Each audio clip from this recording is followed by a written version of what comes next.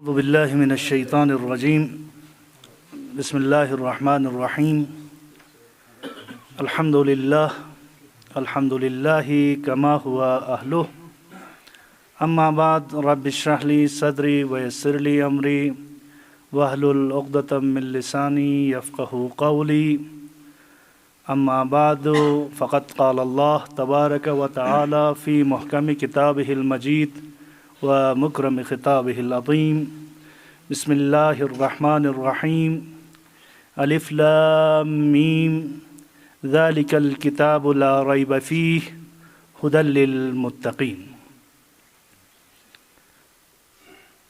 سب سے پہلے ان منتظمین کا کہ جنہوں نے ایک ایسی روایت جو بہت پہلے سے چلتی آ رہی ہے اس روایت کو برقرار رکھتے ہوئے ان لوگوں کے لیے جنہوں نے بلتستان کی ثقافت کو صرف اور صرف لہو و لعب، موسیقی، ڈانس یا اس طرح کی دوسری چیزوں کے ساتھ مخصوص کر دیا تھا، ان کے لیے ایک بہت ہی خوبصورت پیغام دیا کہ بلتستان کی جو ثقافت ہے، سردیوں میں جب راتیں طولانی ہو جاتی ہیں تو اس وقت قرآنی محافل سجانا بھی بلتستان کی ان ثقافتی سرگرمیوں میں سے ہے جس کی اسلام تائید کرتی ہے، شریعت اس کے اوپر مہر ثبت کرتی ہے۔ تو ان منتظمین کو میں مبارکباد پیش کرتا ہوں کہ انہوں نے اس روایت کو برقرار رکھا اور انتہائی اہم اور انتہائی خوبصورت پیغمبر کی جو مشہور حدیث ہے انی تارکم فیکم الثقلین، اس کی روح سے جس قرآن کے ساتھ تمسک کا حکم دیا تھا، اس قرآن کے ساتھ متمسک ہونے کے جو مصادیق ہیں ان مصادیق میں سے ایک مصداق کے ساتھ متمسک ہوئے۔ تو یہ انتہائی خوشائن بات ہے کہ آج کل کی جوانوں میں بھی دنیا کی اتنی بڑی ترقی کے باوجود، اتنی مشکلات کے باوجود، اتنی غلط تبلیغ کے باوجود جوانوں کا ان چیزوں کی طرف آنا یہ خود ایک انتہائی اہم اور خوشائن بات ہے۔ اب جس موضوع کے اوپر مجھے گفتگو کرنی ہے وہ یہ ہے، جس آیہ شریفہ کی تلاوت کا شرف حاصل کیا اس میں ارشاد رب العزت ہو رہا ہے ذالک الکتاب لا ریب فیہ، اس کتاب میں کسی قسم کی شک کی کوئی گنجائش نہیں ہے، اس میں کوئی شک نہیں ہے، ھدی للمتقین، اور یہ کتاب ہدایت ہے کس کے لیے؟ متقین کے لیے۔ پہلی بات تو یہ کہ ہمیں اس بات کو سمجھنا ہوگا کہ انسان کی زندگی جب خداوند عالم نے انسان کو خلق کیا تو چونکہ خداوند کریم کی ذات حکیم ذات ہے تو خداوند عالم نے انسان کو بے مقصد خلق نہیں کیا۔ سب سے پہلے اس بات کو سمجھنے کی ضرورت ہے۔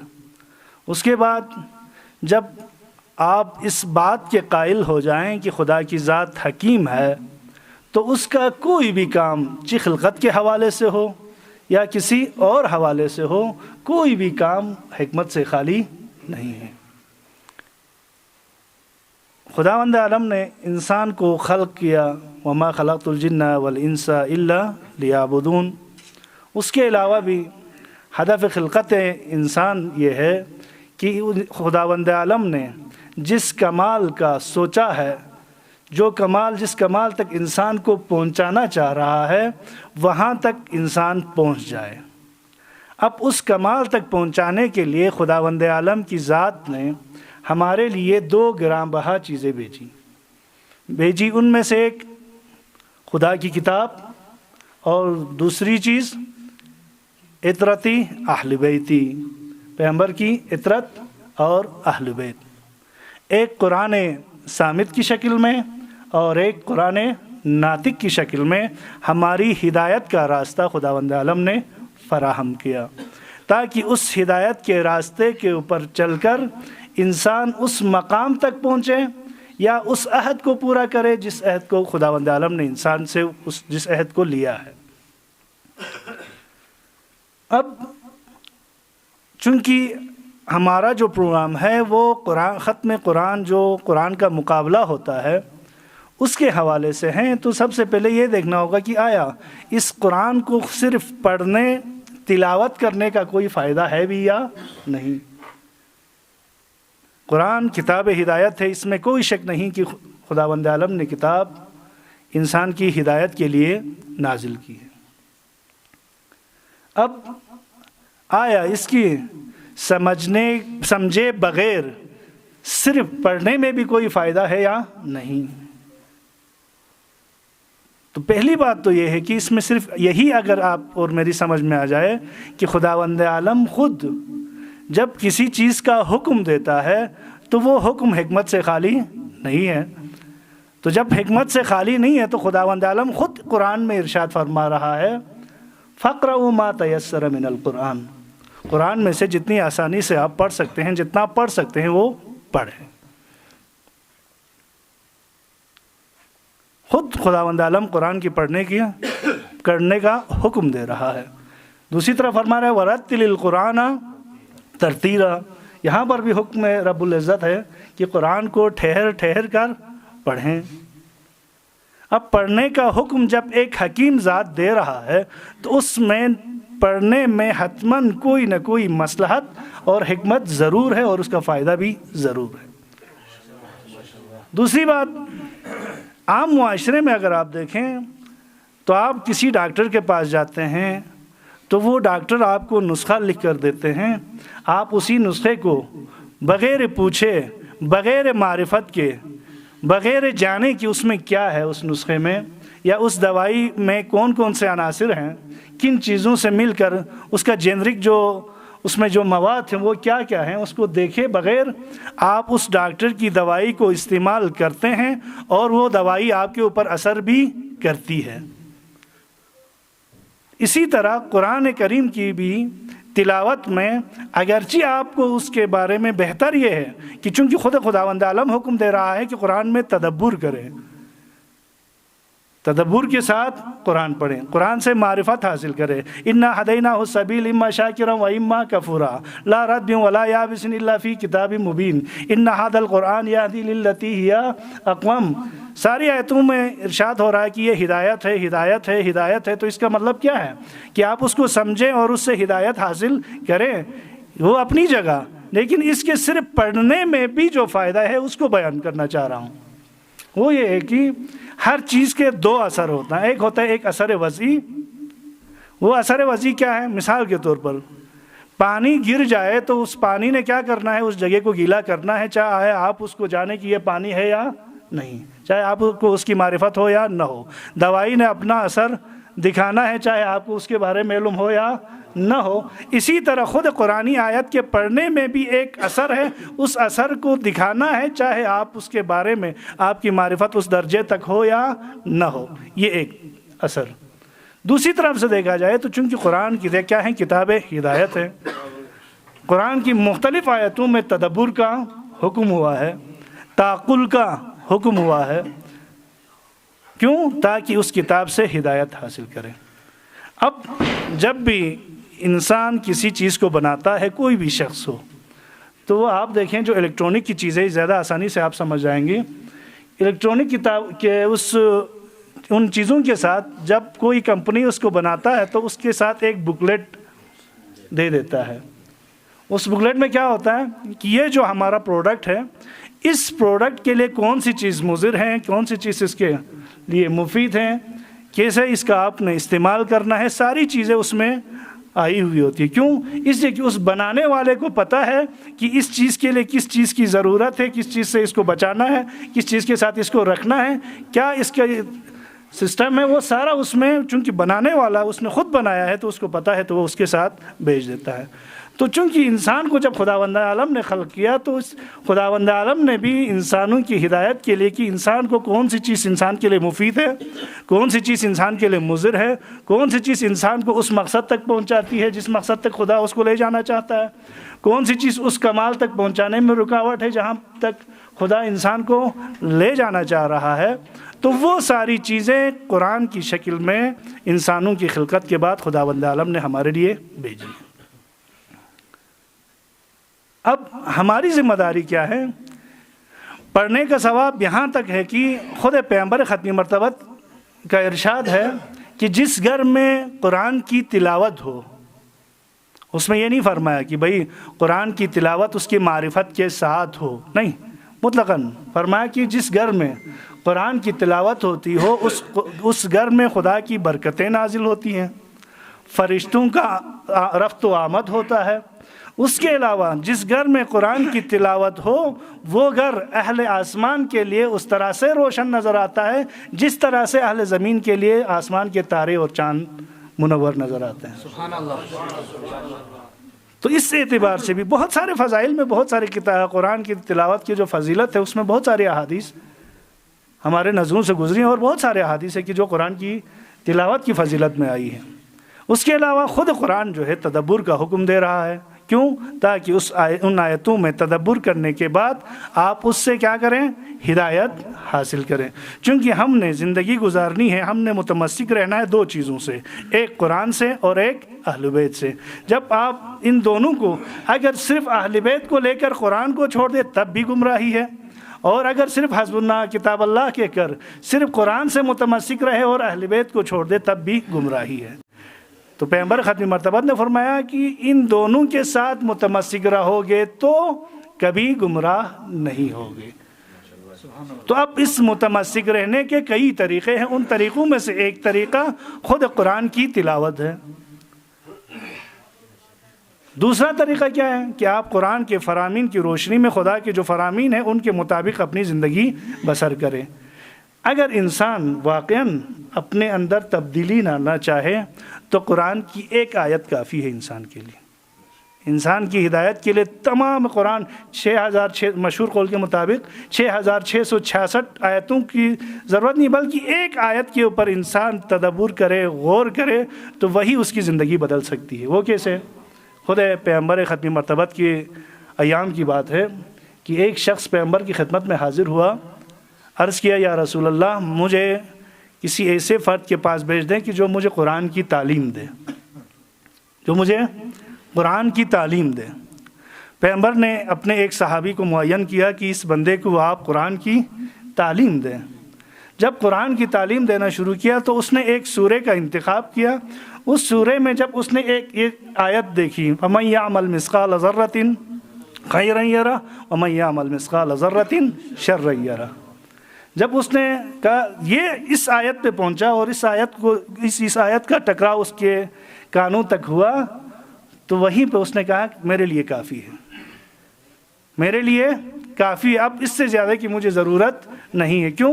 کہ اس نے یہ دیکھا کہ بھئی جو کچھ بھی اگر انسان اس دنیا میں انجام دیتا ہے وہ خداوند عالم اس کو دیکھتا ہے، چاہے وہ نیکی ہو چاہے وہ بدی ہو، دونوں چیزیں جب خداوند عالم کی محضر میں ہے تو اس کا مطلب ہے میں محضر خدا میں ہوں۔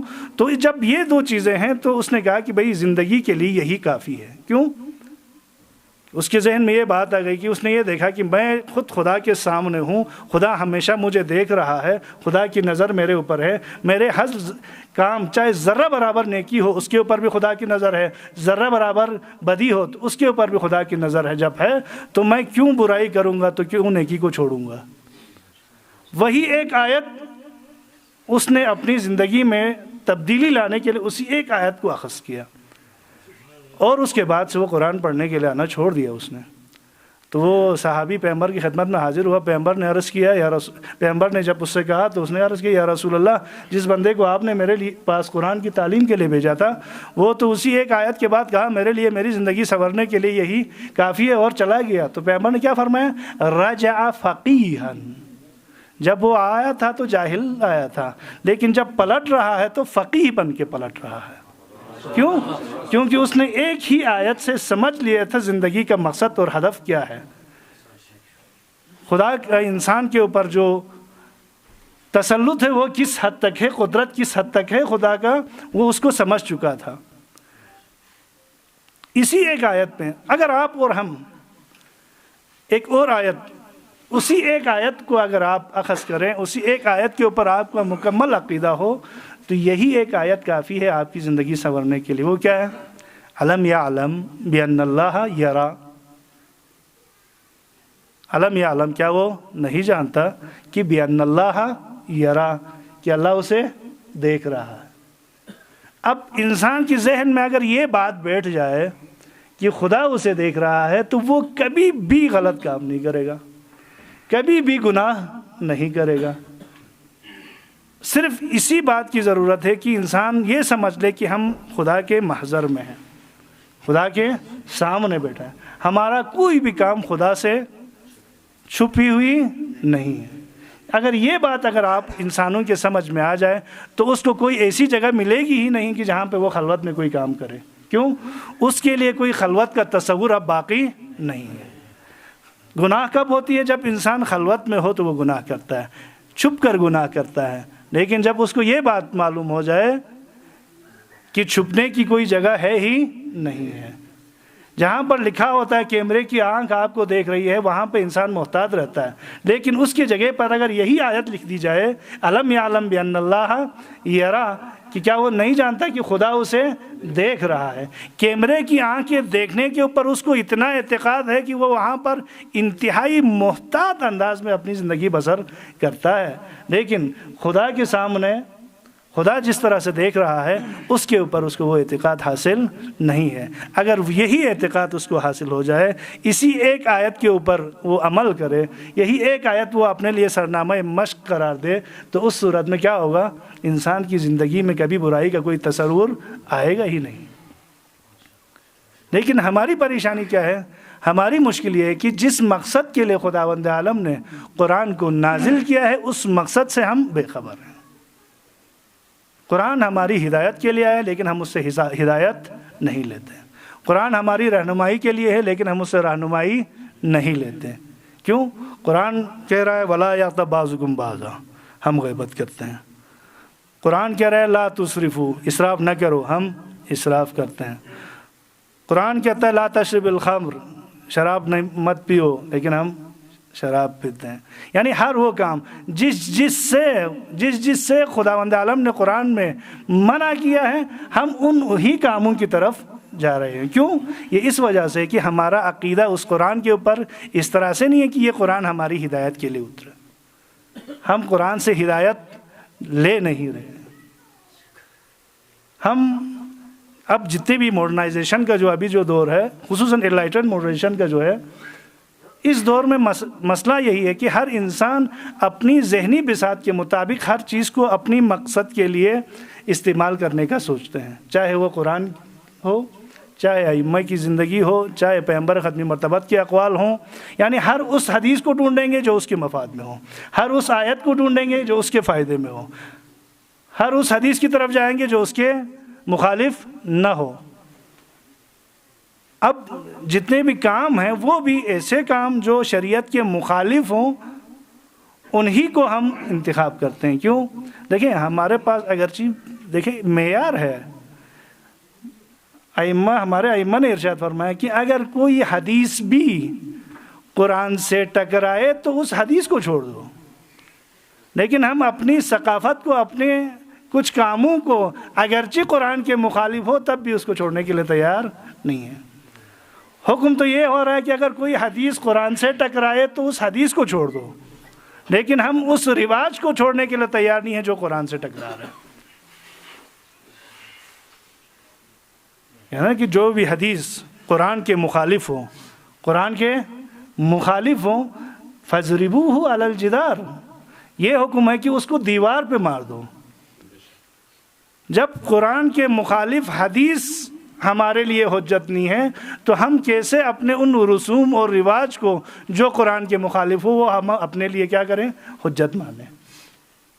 چونکہ باپ دادا سے یہ زمانے سے یہ چلا آ رہا ہے، تو ہم نے اس کو انجام دینا ہے۔ باپ دادا کے زمانے سے چلے آنا جو ہے وہ معیار نہیں ہے۔ معیار یہ کہ آیا وہ قرآن کے مخالف ہے یا نہیں ہے، شریعت کے مخالف ہے یا نہیں ہے۔ اگر قرآن اور شریعت کے مخالف ہے تو وہ رواج کچھ بھی ہو، جہاں سے بھی آیا ہو، جو بھی ثقافت ہو، وہ ہمارے لیے حجت نہیں ہے۔ جب حدیث قرآن سے ٹکرانے والی حدیث ہمارے لیے حجت نہیں ہے تو قرآن سے ٹکرانے والے جو دوسرے رسوم و رواج وہ ہمارے لیے کبھی حجت نہیں ہو سکتے۔ تو یہ جو کام ختم قرآن کا جو سلسلہ ہے قرآنی مقابلے کا، یہ ان ثقافتی کاموں میں سے ہیں کہ جس کی تائید خود قرآن کرتی ہے۔ قرآن میں خود ارشاد ہو رہا ہے کہ فَاقْرَؤْا مَا تَيَسَّرَ مِنَ الْقُرْآنِ وَرَتِّلِ الْقُرْآنَ ترتیلا۔ تو ہم ایسا کام کر رہے ہیں کہ ایسی ثقافت کو ہم زندہ رکھے ہوئے ہیں کہ جو ثقافت عین شریعت کے مطابق ہے، قرآن کے مطابق ہیں۔ تو ہمارے لیے یہ خوشی کی بات ہے کہ خداوند عالم نے ہمیں توفیق دی ان ثقافتی کاموں سے دور رہتے ہوئے کہ جو شریعت کے مخالف ہیں، قرآن کے مخالف ہیں، ان سے دور رہتے ہوئے ان ثقافتی سرگرمیوں کو زندہ رکھنے کی ہمیں توفیق دی کہ جو عین قرآن کے مطابق ہیں، شریعت کے مطابق ہیں، شریعت سے مخالف کوئی کام نہیں ہے۔